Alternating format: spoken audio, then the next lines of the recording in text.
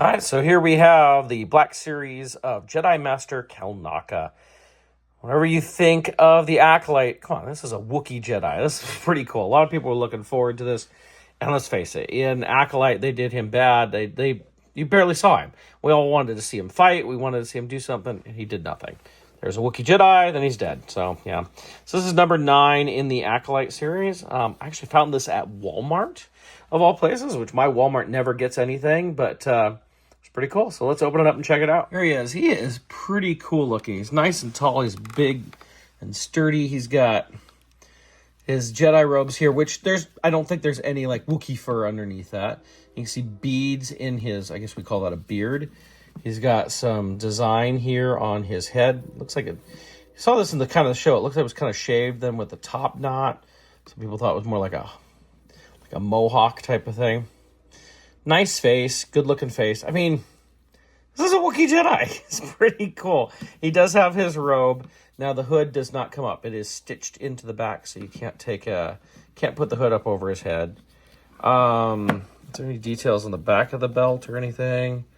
Doesn't really look like it. We got a couple of snaps or something that are painted there, but not much else. He does come with his lightsaber. It's a big, thick lightsaber. Like, it's bigger than your normal lightsaber, and it feels thicker. Pretty nice little lightsaber there. To give you an idea, I went and grabbed a Chewbacca figure.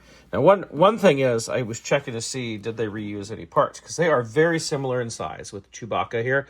But I'm looking at the patterns in the fur. Like, you can look here on the legs. The patterns in the fur are different. The feet are completely different.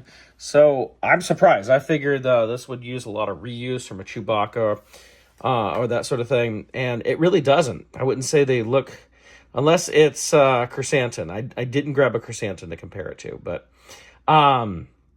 it is impressive that this is some new parts. But a lot of the Acolyte figures used new parts. No matter what you think, there was some really nice sculpting done in that show. Like it or not, they still did some nice sculpting. But he is about the size of Chewbacca right there. It is a cool figure, though.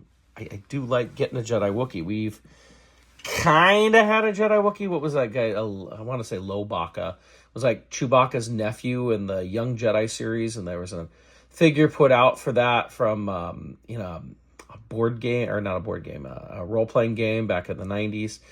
Or early 2000s anyway. And I think that's the only thing we've gotten close to a Wookiee Jedi. So to have this is pretty cool. So this is Kelnacca from the Acolyte. One last thing I do want to note is you can actually have him hold his lightsaber with both hands. And there he is, doing more action than we ever saw in the show. So there we go.